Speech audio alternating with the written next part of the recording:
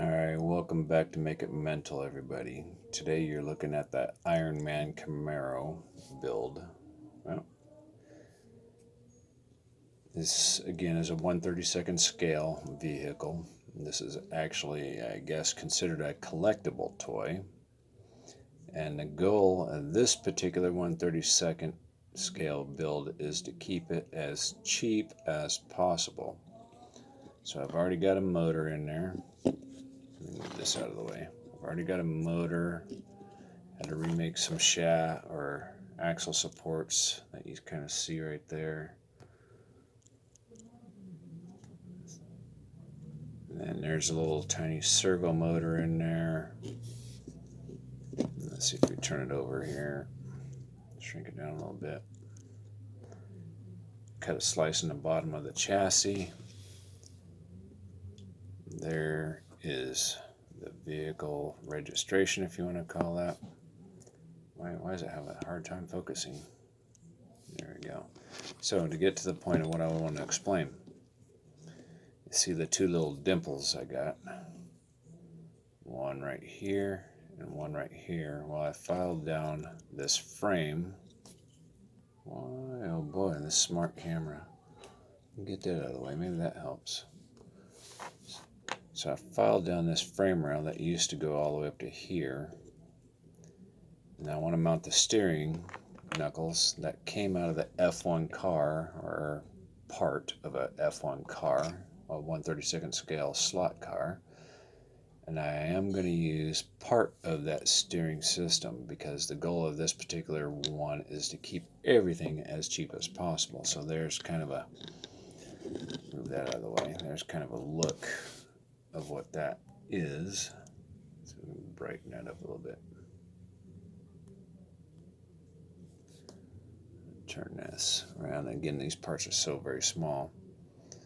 So there's a steering knuckle, and I drilled out the wheels, the front wheels only, to accept that. And it is not the most precise steering. I mean, there's a lot of slop and movement in there, and that's fine because I don't expect to beat any kind of records on this one. So what I want to get to, again, losing track, getting sidetracked. Tool, if you don't have one in your possession you want to own, is what's called a hole punch, or simply just a punch. And it's made out of a special hardened steel. Works really good for once you get everything aligned. Stand it straight up. You don't need a hammer, at least not with plastic and aluminum. You stand it straight up and get it where you want it, and then push down, and then twist it, and that'll put you a little dimple where I'm going to drill my holes to accept my little steering mechanism here. And you can see there's the bottom part right there, and then I'll glue the rest of it down right there. I'll just glue it down.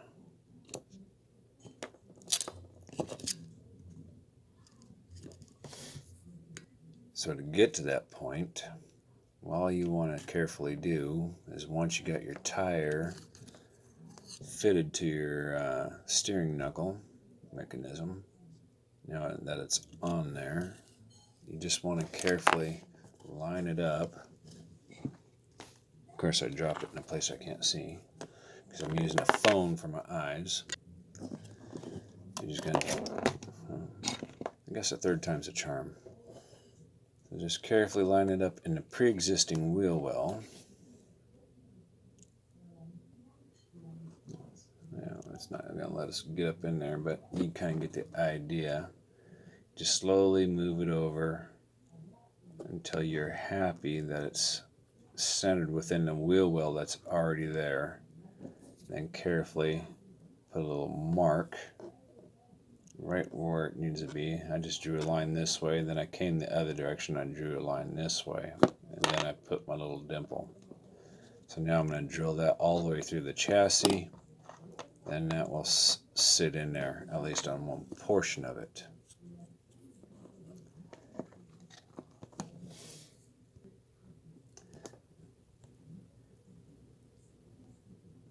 And we can take this little guy right here. Man, I'm having light difficulties. There we go.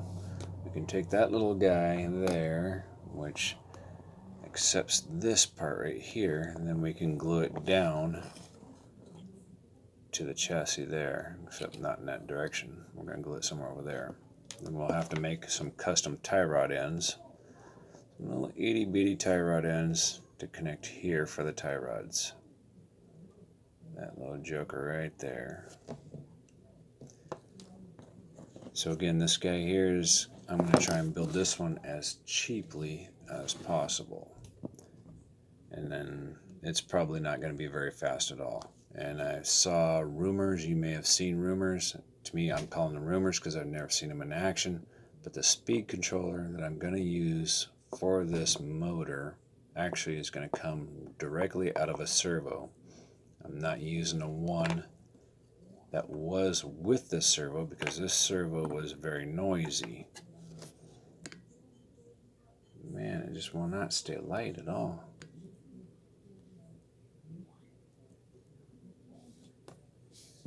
And it is my belief that a noisy servo that can't find center is because it's got a defective rheostat in it. That rheostat tells the servo, according to the resistance, where it needs to be to find zero. It could be 500 ohms, 1,000 ohms, 2.5 thousand ohms. It all depends what the manufacturer determined it was the right thing to do. So I got another servo, a spare servo, that is not noisy that I'm going to use to wire into here. And you guys are going to find out if that, what I call rumor, is going to actually work or not.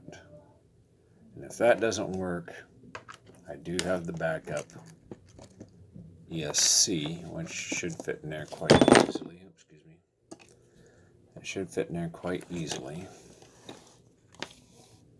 And there's a lot of space because of where the motor's mounted. Man, it makes a big difference when dealing with these small cars. So I got a backup ESC. No big deal. Alright.